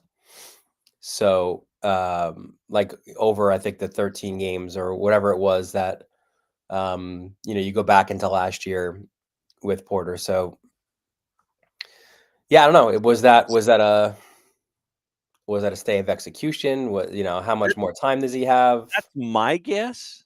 Yeah. That it is. I mean, if we go walking down this road with New England and you're 1-3-1, you've only scored 3 goals, by the way. 3. Well, you've only scored 2. I think what the opposition helps you out with one of them. Yeah, so your second leading scorer in New England is own goal, Yeah, who's OG. having a hell of an MVP season, by the way. I mean, OG across the board in Major League Soccer, fantastic work in the Golden Boot race. So you've got, if you're New England, you go to Cincinnati, you come here to Atlanta, then you get NYC at Gillette on the 19th, and then you go to Charlotte. So 3 of your next 4 are on the road. Cincinnati, Atlanta, Charlotte, and you host NYC. That's the month of April for you if you're Caleb Porter. And you only have Carlos Heel as your goal scorer. Yeah, and I think Campana is still out for another solid couple of weeks. So, I mean, basically you pin it. I mean, and what? The Carlos Heel goal was off a set piece. Yeah. So it was a chance to leave Carlos Heel by himself to have him, imagine what's going on. I mean, I would put it in the stay of execution category where Caleb Porter is concerned. I would think his seat is the hottest right now. Okay. So then if he is the hotter than hot sauce, what's the show where they have the celebrities asking get asked questions and they eat wings and I don't know. I've never seen this show. no, it's like an online thing. It's you're eating wings and being asked questions. Celebrities who ride in cars and drink coffee and wings. Yeah, it's something like that. Comedians. Hot ones. Okay. Yeah, hot ones. YouTube talk show with Sean Evans and Chris Schonberger, and it is basic premise involves celebrities being interviewed over a platter of increasingly spicy chicken wings. So it starts out like not so hot, and then it gets hotter. Okay. Yes, and so 2 Streamy Awards. Basically, celebrity guests eat 10 chicken wings or a vegetarian vegan alternative based on the guest's preference, each prepared with a progressively hotter hot sauce. Evans states the show's tagline at the beginning of each episode: "The show with hot questions and even hotter wings." The first sauce presented, it's like Sriracha, which has a rating of 2,200 Scoville units. Then there was one in season 22 that had a Scoville rating of more than 2 million Scoville units. Guests are encouraged to put a minuscule extra amount of the last dab of the 2 million Scoville on the final wing. It's not required, but most guests opt to do so even when already struggling with the heat of the previous wings. After each wing, Evans usually asks the guest an interview question, starting with softball questions. Wings get hotter. The questions are more deeply researched and personal. Okay. And so that's so he starts off with mild wings and mild questions. Yeah. And then as he goes, the wings get hotter and the celebrities have issues and starting to sweat. they're trying to answer questions and they're dying and they're trying to figure out if it needs to be milk or if it needs to be water. What's your I'm mild. Yeah, I'm a mild. yeah, I can go to medium, but I don't think I'm not going higher than that. No, I can't. I'm not wired that way. I can't. I'm not one to sit there. I want to enjoy the food. Yeah, fair. And I can't enjoy the food if I'm dealing with something that has a 2 million plus Scoville unit. It's like you're sitting there and you're trying to figure out if your tongue is still attached to your person. You're trying to reach for liquid to try to sit there, and you're not even drinking the liquid. You're just submerging your tongue in it, so your tongue doesn't die and you don't die. I look. I am, and you can ask Jason or Jarrett or Nick or Maddie or anybody here at the network. I am the least flavored individual when it comes to food. If the food can't do it on its own natural juices and cooking progression, then why do I feel like I should add stuff to it to make it better? Okay. That's fair. I'm also 712 years old, so that would make sense when it comes to my food choices. So what about you? Are you at spicy or are you what? Yeah, no, like I said, I would go. I think if I was out with my boys and we ordered some wings, I can go medium. Like I would go just a step ahead of mild, but not beyond that. Okay. It's just, I can't. I still want to function when I'm eating. I don't want to sit there and and go, this is so bad, the pain. I can't do that. Like, I think usually what we do is like, my group of friends, like we'll do whatever, like depending on how many of it, like we'll do half medium, like, and then we'll do like barbecue as the other half, Okay. This upcoming week, this seems like it's the top of the table and the bottom of the table. You've got RSL and LAG. You've got Crew in Montreal, Cincinnati and the Revs, Red Bulls and Chicago Fire. We haven't even talked about Berhalter yet this year. Yeah. And what he's doing with Chicago. Hey, Hugo Kuipers has found apparently Hugo Kuipers. And so so Chicago out of the blocks and Berhalter. Did you expect that it was going to be like this for Chicago and Berhalter so far? Yeah, I mean, I wasn't sure. Like I thought he could potentially have success, but if that just feels like one of those locations that you're every year you're like, what if Chicago was good? Like what if Chicago was good? Like, and I feel like the league is better when it is. Like, it's such a great market. It's one of the big. So they're the Raiders or the Yankees. Like when when Oakland is good, or when the Yankees are good, or when the Yankees and the Dodgers and the Cubs are good, then the league is a better place. Yeah, I think so. I mean, it feels like every couple of years, like they're like, well, this is Chicago Fire. Like, they made the big announcement about moving to Soldier Field again. Like, all right, great. It's a great move. Move downtown.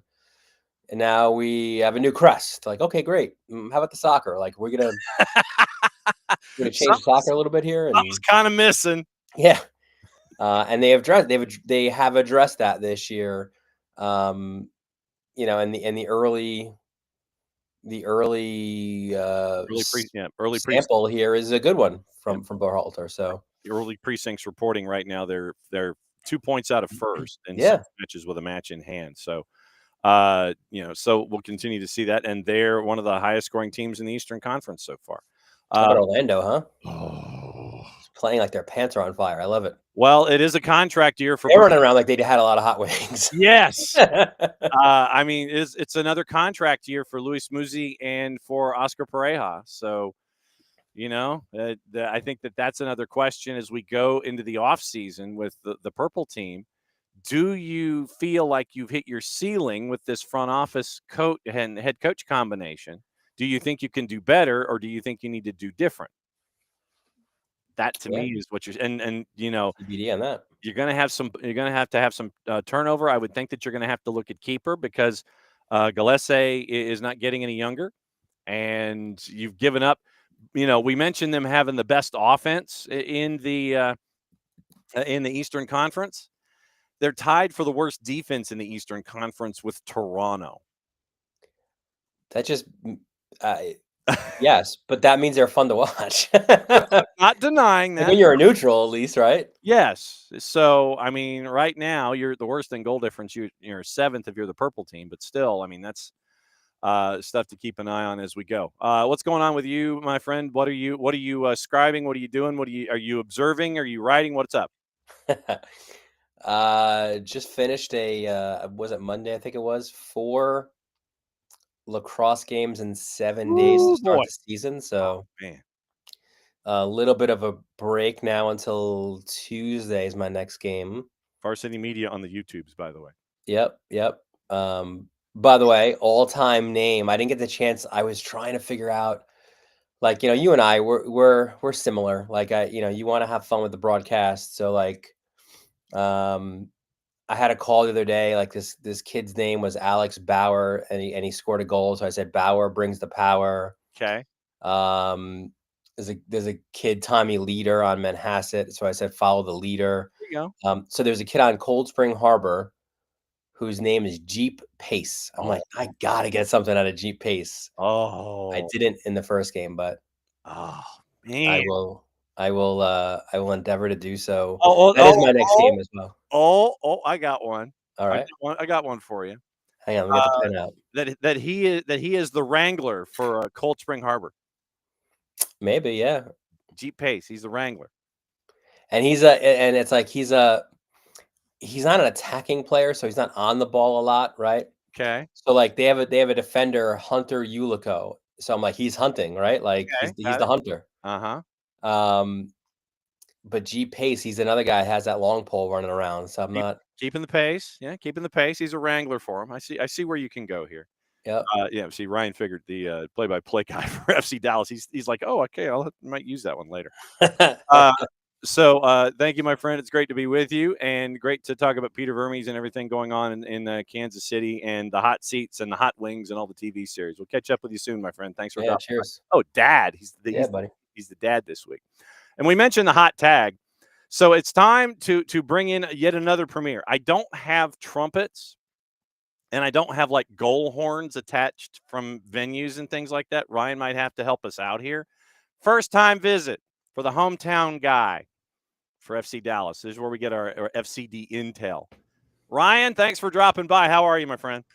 How's it going, man? How's it going? We're going to have to get Who Let the Dogs Out ready for any future FC Dallas appearances, because that's our new goal song this year as a part of a whole new era and new mentality that Eric Quill's been bringing to the squad. So Who Let the Dogs Out is our new goal song, in place of, you guys got the horns and everything like that, which I love.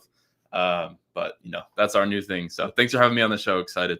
No worries. Friend of the network, Edwin Pintor in communications. Is he lurking off camera, or is he behind a door that you've gone to go hide? Yeah, I've locked myself in this closet-like office just to keep any Edwin comments from sneaking on the air. riffraff out from EP. Exactly. I see how this works.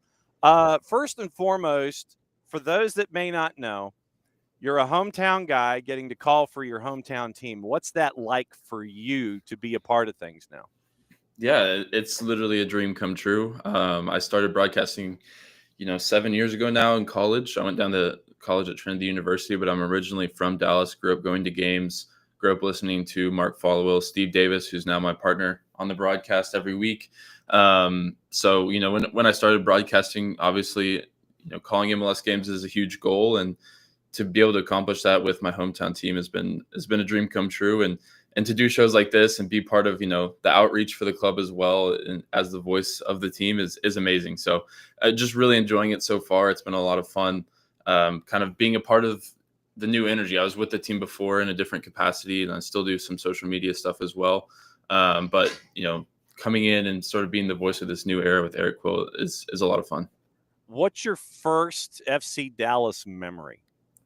Oh, I would say opening day against Philadelphia Union. It was somewhere in the Oscar Pereja era, so 2012 to 2016, somewhere in there. Came to opening day with my family. The team scored, and they ran to the corner and celebrated in a rowboat where they all sat one in front of each other, rowing the boat, which that's always stuck with me. Growing up, going to games with friends, watching Kenny Cooper, who's now a good friend and a member of the front office, as one of our ambassadors, score, rip the shirt off, swinging around, all those things. Those are some of the earliest memories for sure, coming to Toyota Stadium back when it was Pizza Hut Park. So are you rowing the boat in the booth when Lucho scores? Is that what you're doing now? Yeah, I think we're going to have to get coordinated goal celebrations in the booth. I know you guys do a great job over at Atlanta United with the booth cam, which I think is something we might implement down the road. And if we do, we got to go viral. We got to bring the attention. So, goal celebrations, coordinated goal celebrations with our 4-man booth. We'll get creative with it.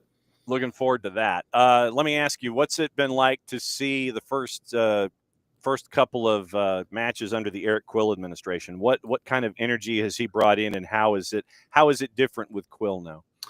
Yeah, so I think I have a little bit of a unique perspective because I got to travel with the team to Portugal for preseason. And that was the first, they had a week before that. But that was the first real sort of getting into the meat and bones of it with Eric Quill, the tactical ideas, the amount of running and the amount of fitness that they were doing, which was more than I'd ever seen previously with Nico Estevez or Peter Hussein. So the intensity, but also, I think Eric does a really good job of focusing on what's important and not getting distracted by, small things. He knows how to bring the group together. He knows how to inspire the team.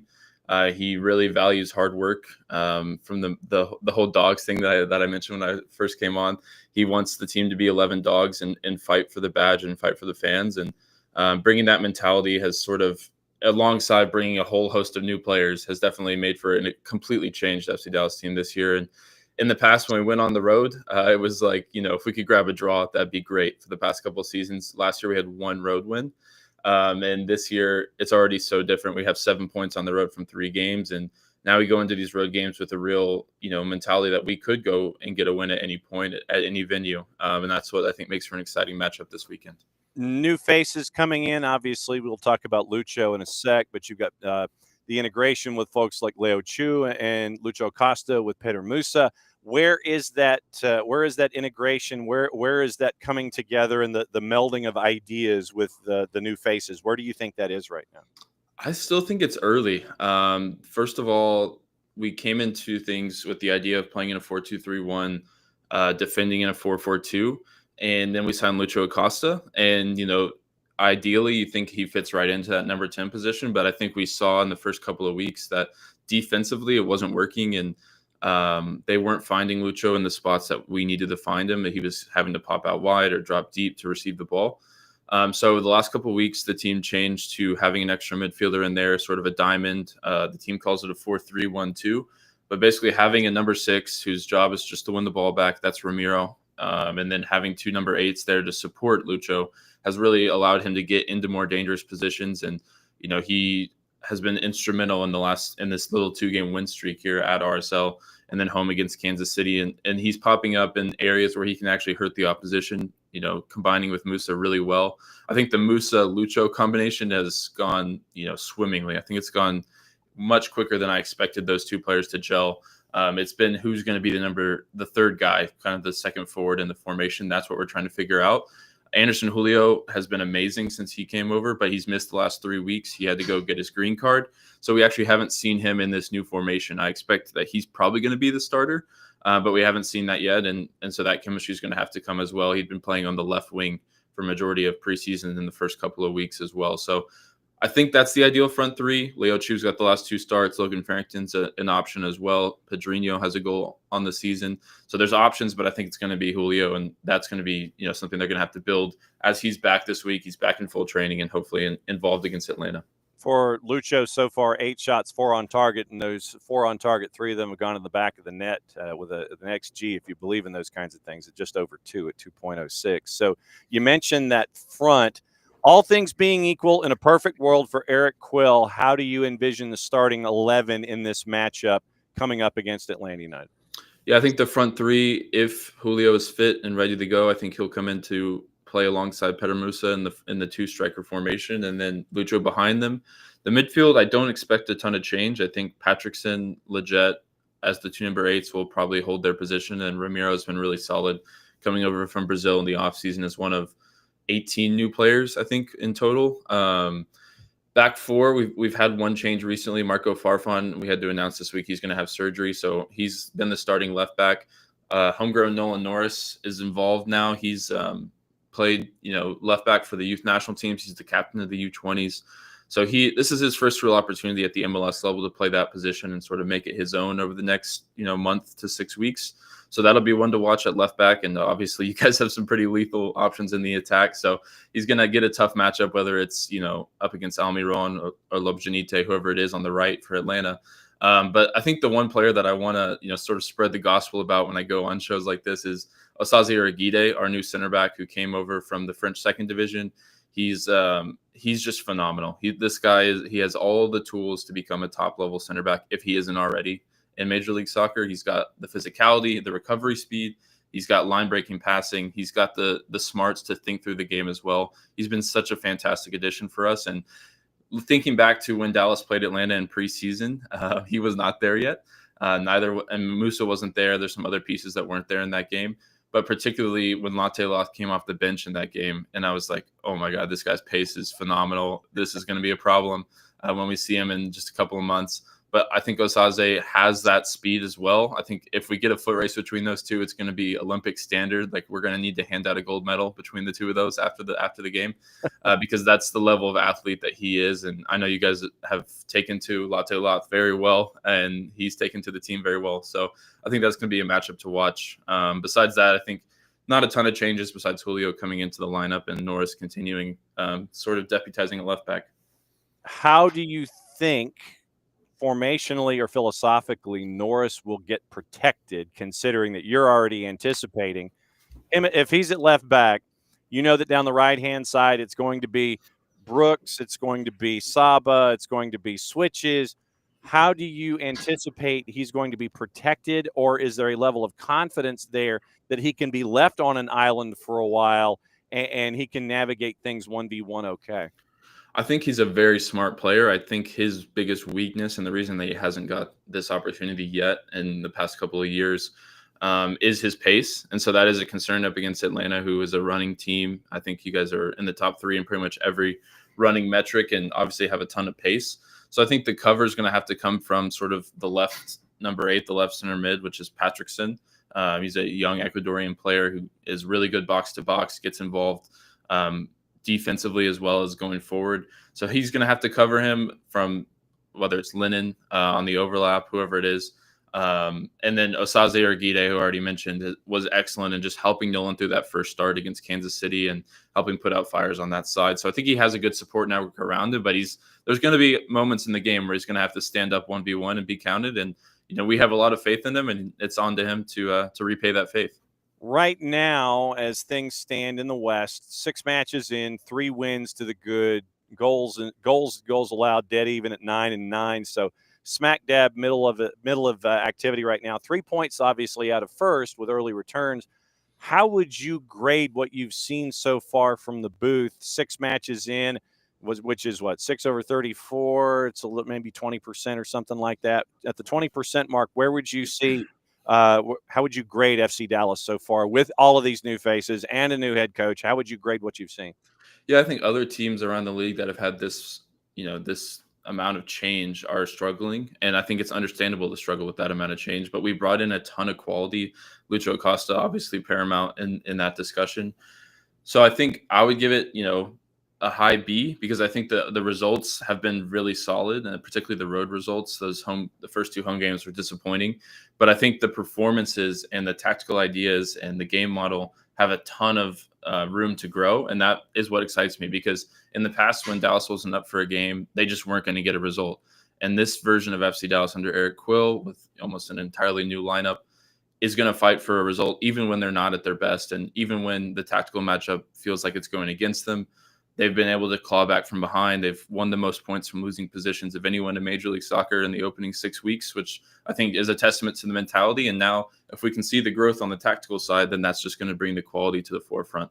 What was the level of expectation for the supporters coming into this year, knowing that there was a coaching change, knowing the frustrations from last year? What was the level of expectation and the level of patience from the fans coming into 2025? It's such a hard one, right? Because of just the sheer amount of change. And, the stadium looks different this year. We're going through renovation, so there's a little bit of a weird cloud over things in that way. But I think, to his credit, from day one, Eric Quill came in and said, we want to be fighting at the top of the table. We want to be fighting for championships. And he wasn't afraid to put his name alongside those statements. And that's for a club that's never won MLS Cup. And that's his paramount goal, is to bring the first MLS Cup to Dallas, and not to say that the fan expectation immediately rose to that level, but I think they sort of stood up and said, okay, now let's see it. And then the first couple of home games, it was disappointing, but now against Kansas City, you get the home form right, and you've shown that you can win on the road. So I think expectations are steadily climbing. And obviously when you bring in a Lucho Acosta, you're expected to fight in the playoff positions at the bare minimum, and he's going to help you get there. And he already has. I think he's won 6-7 points all on his own with his goals so far this season. So I think that'll continue over the course of the year. How would you break down how Eric is stylistically and philosophically as a coach? For someone who hasn't seen him on the touchline, for someone who hasn't seen him at practice, how would you break down the kind of coach that Eric is, both emotionally and tactically, when it comes to how he wants to have things out there on the pitch? Well, first and foremost, you're going to notice the bright red hat that he rocks on the touchline. That's that's become his trademark. He tried the white hat against Vancouver and we lost, and I don't think we're going to see the white hat again. So the red hat has been a trademark of his reign so far. But no, I think on a more serious note, he's a player. He's a player's coach, but he's also a really strong motivator in that he knows how to get the best out of guys. He really values work on the training ground. He's going to give opportunities to people who train well, and he's going to take opportunities away from people who, don't put in 100% on the training ground. So I think he really values hard work, and that's what we've seen, so far through the opening 6 weeks is anytime that someone's done well in training, they're going to get that opportunity, whether it's from the start or off the bench. And I think it's become even more of a meritocracy where players they can't feel comfortable. They don't feel like their name is written in pen unless you're maybe Musa or Lucho Acosta, but those guys are top professionals and they train well every day. And that's, Eric Quill's told us that. He's fiery on the touchline. He's going to let the other coach have it, even more so than the referee, which I think, is more common. With last game, he's up against one of his good friends in Peter Vermees, somebody who he's played with in his playing career, going back with the Kansas City Wizards, and they're getting into it on the sideline. He got into it on the sideline with Jesper Sorensen for Vancouver as well. So, and he's a fiery character, and I think that's what this team needed, was somebody who's going to lead the team emotionally with energy, and sort of get them going from the sideline, and that's been fun to see. So for someone who is going to be looking at FC Dallas for the first time this year at Mercedes-Benz, whether it's listening to you on the call, listening or watching on Apple or in person at Mercedes-Benz, you're drawn to the big names. You're drawn to the Peter Mooses. You're drawn to the Lucho Acostas. For things to go well for FC Dallas, give me one of those second-level guys. Give me a foot soldier instead of a star at the front. Who in the foot soldiers has to do well? And it might even be somebody that you call in off the bench, late if you need to. Who would you gravitate toward that would be those second-level dudes to see the successes for FCD? Yeah, I think the midfield battle in this one is going to be really interesting because I know, there's been some conversation with Atlanta about the best position for Moranchuk, the best combination in midfield. I think for Dallas, Ramiro, our new number 6, Brazilian, very experienced in Brazil's top flight, won Copa Libertadores with Grêmio in the past.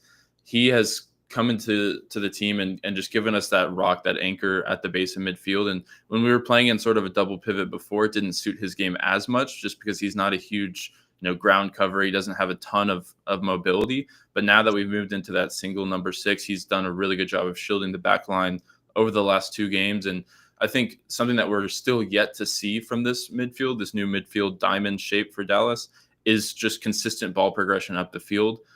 They've been really good in the moments when they've been able to hit quickly on the counter. They've been really good when they've been able to force turnovers. But when the other team is pressing them, they haven't found the answers so far to playing out. So I think that's going to come down to Ramiro finding the passes, Sebastian Lletget in there as well, as alongside Patrickson Delgado in that midfield 3. Can they progress the ball up the field when Atlanta's putting them under pressure? And as opposed to just hitting on the counter, because ultimately that's not going to be sustainable over the course of 90 minutes or over the course of the season to just be up and down the field and then back defending, for a large majority of the game. So can they find some sustained possession, particularly if they get a lead at the Benz this weekend? All right. What's study hall like for you for the rest of the week getting ready for this one? Well, I'll be tuned into your show. I like to listen to some of the Atlanta podcasts as well. Always do some opposition scouting that way, just to get a vibe check of where the team is at. I see how this goes. Exactly. Definitely do some opposition scouting, and just make sure familiar with the team. Be out at training and catch any developments, any tactical ideas that they're going to try and implement. Talk to Eric Quill on Friday, and then we'll be in the booth at Toyota Stadium calling it. I wish I was there at Mercedes-Benz Stadium. That's a bucket list one to catch for sure at some point. But we'll be in the booth at Toyota Stadium calling it for our fans on the FC Dallas Radio Network. You see, now you hit the promo for me on the way out the door. See, I didn't have to ask that question. You were looking at my notes. Ryan, as always, you can crash.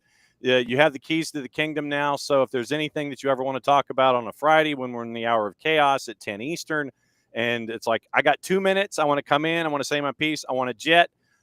You can. So like I said, it's great to see you. Great to have you added to the stacks here. Say hi to everybody there in the office.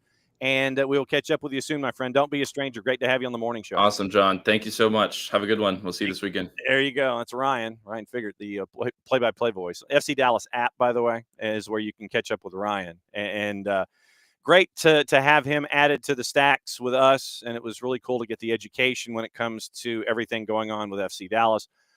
That's what we're going to try and do this season, is when the opposition, when obviously the opposition's there, we know who we can grab onto, and we'll see if we can get them on to discuss what's going on. And if it's in the middle of the week or early in the week and they want to come back later in the week with updates, more power to them. Like I said, when I send the invite out, it is a studio link, and it's Keys to the Kingdom, and everybody can drop in and sit there. And, shoot, Tyler Terrence, like I said, Tyler dropped in 3 times in a week.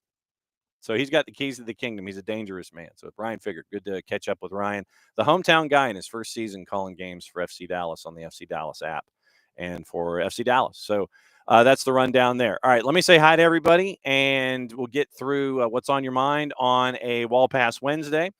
Morning, Alex. Morning, Pars. Morning, Kevsey. Kevsey already has the layout for Open Cup. Pame Pancyprian tonight. Morning, David. Morning, 4-card. And Ronnie not worried about DCQ either. And Sharif, I hope that the code that I gave helps, because Fanatis, they got a boatload of stuff that you can watch.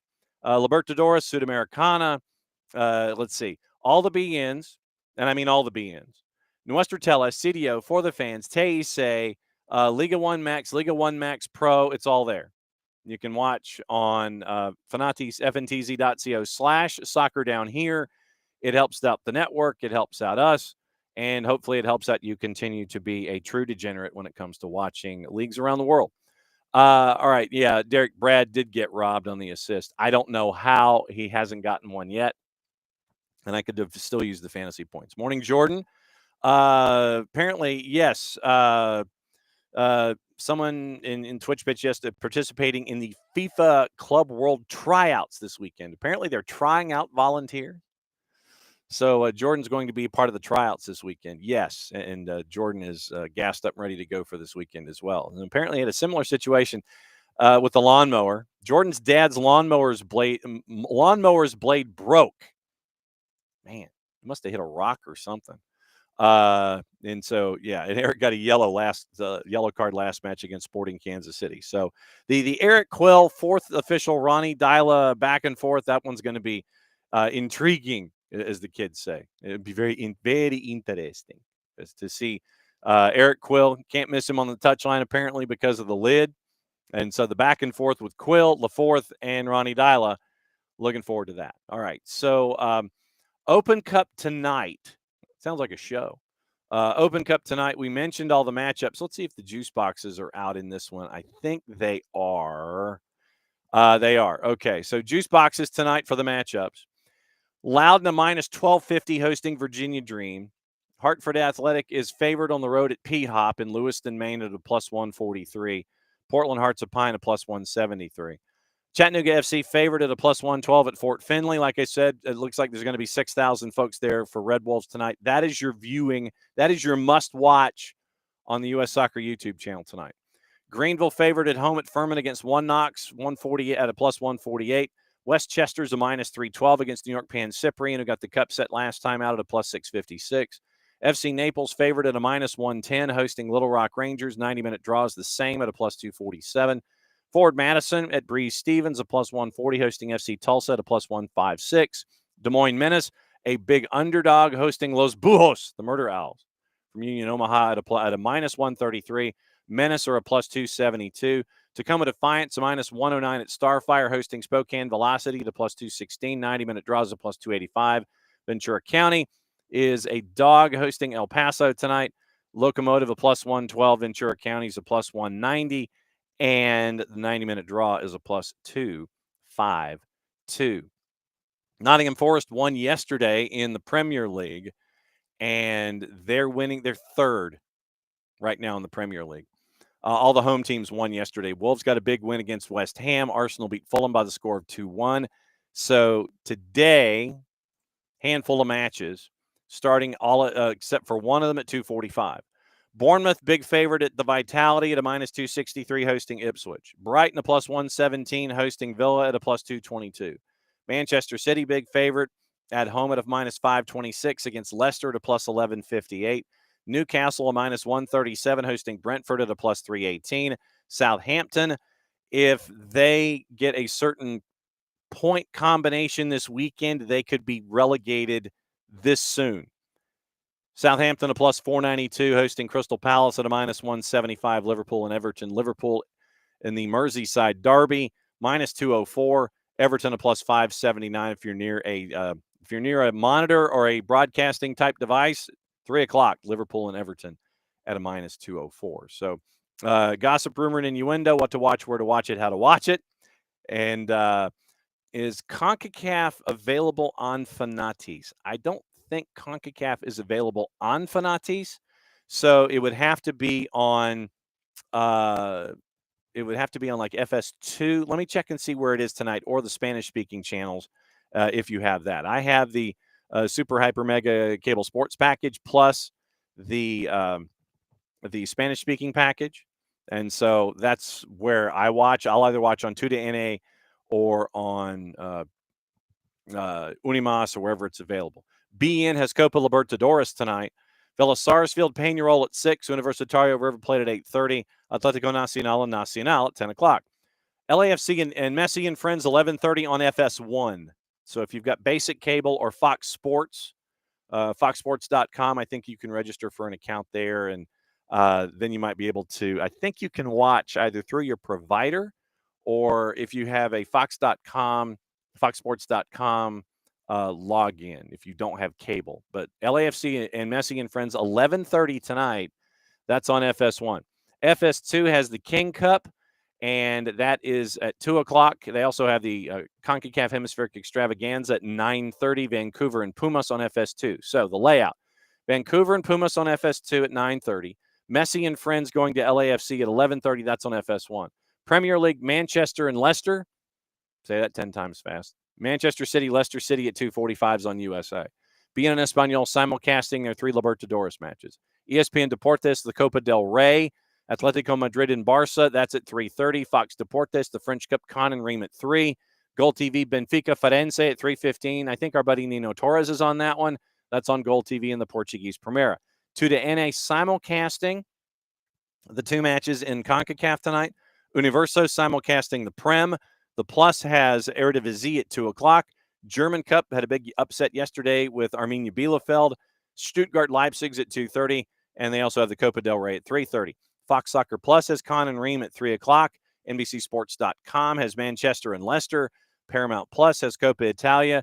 The Milan Derby, AC and Inter at 3. Peacock has all of your Premier League matches: Bournemouth, Ipswich, Brighton, Villa, Newcastle, Brentford, Southampton, Crystal Palace, Liverpool, and Everton. VIX also has Champions Cup tonight as well. YouTube, U.S. Soccer Channel on YouTube has all the matchups tonight, all 10 of them starting at 6:30. Once again, cannot impress upon you enough. Must watch Chattanooga FC, Chattanooga Red Wolves, 6,000 at least in the door at Fort Finley. If you're going, get there early. Women CONCACAF U17 qualifier, Honduras and USA's at 4 o'clock from Cuba at FS2. Fox Soccer Plus has Costa Rica and Mexico at 5 o'clock. USL Super League, Dallas and DC at 8 o'clock tonight. That is what to watch, where to watch it, and how to watch it. Now, gossip, rumor, and innuendo. And to let you know what else is going on in and around the planet to keep an eye on. Confidence in Saudi Arabia that Mo Salah is open to joining the league that we neither condone, endorse, nor promote once his deal expires this summer. United stepped up their interest in Liam Delap, who's rated at £40 million. 4-letter paper. Take the information at your own peril. Newcastle remain interested in a summer deal for Burnley's keeper James Trafford. Brighton have put £100 million price tags on Joao Pedro and Carlos Baleba to fend off interest from Liverpool, Newcastle, and Chelsea. Bernardo Silva wants to leave Manchester City this summer in search of a challenge away from the Premier League. Arsenal, Newcastle, Chelsea, and United keen on Dusan Vlahovic, who is set to leave Juve this summer. Newcastle plotting a move for Liverpool's Harvey Elliott. Chelsea considering a move worth €40 million for Villarreal striker Tierno Berry. That's from Fischajes. Arsenal, Newcastle, and Forest, Morning Abbey, are among the clubs interested in Roma defender Evan Ndichka, who is rated at €40 million. Crystal Palace's Oliver Glasner remains a candidate to take charge of RB Leipzig after the German side held talks with his reps. Palace could also make a move for Hugo Ekitike if Jean-Philippe Mateta leaves the club this summer. So that's your gossip, rumor, and innuendo. Now, the activity and the stories and everything else that's come across the desk before we get out of here. Once again, thanks to everybody who dropped in this morning. Ryan Figert from FC Dallas, Dylan Butler from MLSsoccer.com, and Tyler, the other Tyler Pilgrim from Scarves and Spikes. Remember, tonight, 7 o'clock, they have their show, plus Max Bretos on tape. So we'll be able to listen to that. Let's see. The scores that happened yesterday. I'm trying to see if there's any news that has come across the desk. And I'm trying to see. It does not look like there's been a whole lot of news yet this morning. So, we got to get into Barcelona before we go. We definitely have to get into Barcelona before we know. Manchester United women's head coach Mark Skinner signed a new deal to June of 27 with the option of an extra year. Carlo Ancelotti is in his tax fraud trial, quoted in court as saying, "I never realized something wasn't right." Keep an eye on that. Now, we probably should catch up with Jessica Charman on a bunch of different things, but specifically Reading. And things are looking pretty dicey and dodgy right now. The club has a deadline of Saturday from the EFL to agree to a sale. Rob Kuhig has rejected an offer from current owner Dai Young. Kuhig says he wants to see a legally binding document. This is an exclusive by Matt Hughes. Now, Rob Kuhig once again rejecting a proposal to lift his security over the stadium and the training ground. Reading have sent a legal letter to Kuhig offering to place some of the proceeds from the proposed sale to Robert Platek in a frozen escrow account pending the result of his high court claim for £12 million scheduled for July. Kuhig is suing Reading for loss of opportunity after Dai Young withdrew from a sale agreement last summer, with a hearing at London's commercial court last month confirming his mortgages against the club's property assets remain in place. Reading's offer is an attempt to resolve the impasse before a deadline of Saturday for the club to be sold, which is the result of the decision to disqualify Dai Young as a director back in February. The EFL board will meet on Thursday to discuss the next steps if a sale is not imminent. Options include suspending Reading, preventing them from playing, which would have implications in the League One promotion race. Rob Kuhig's lawyers are understood to have replied to Reading with a rejection, which increases fears the club could be suspended and enter administration. Kuhig said, "I told my lawyers to respond with come back when it's real. I have very little faith in them, frankly. I had 25 documents signed. I spent over $1 million on legal and transaction fees, came to England for a week. Money was my account ready to go. Nothing to talk about until they come to me with a binding agreement. I want to see a legally binding document signed by both seller and buyer. That's when we'll have an agreement." Kuhig still has aspirations to buy Reading despite taking this approach to negotiations, reluctant to hand the club to Platek, the co-head of global credit at private equity firm BDT and MSD Partners. We all know about MSD and Michael Dell. Kuhig, formerly owned Wickham, claims that Reading violated the terms of his purchase agreement by entering exclusive talks with Platek. The EFL is extremely reluctant to suspend Reading, 1 point outside the playoff spots, but need evidence that the standoff can be resolved if it's going to extend this week's deadline.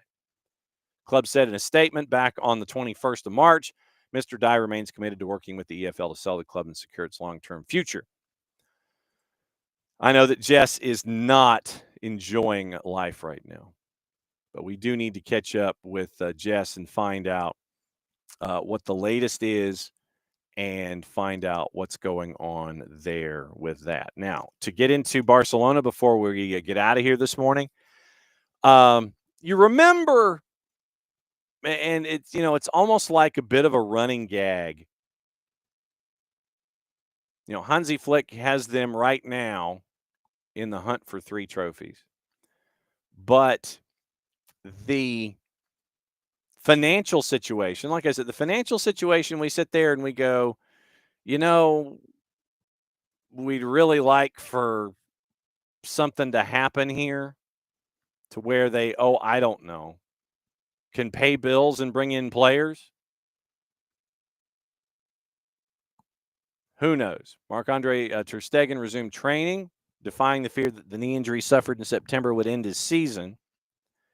But it came out this morning, and I want to go back to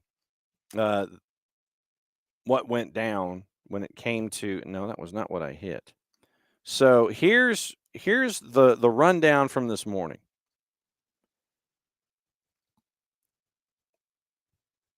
The story from Paul Balous, the FC Barcelona correspondent for The Athletic. It is right now pretty bad. La Liga say Barcelona are not meeting financial fair play rules and have reported to the authorities an auditor the club employed for 4 days. It's like, you want a gig for 4 days?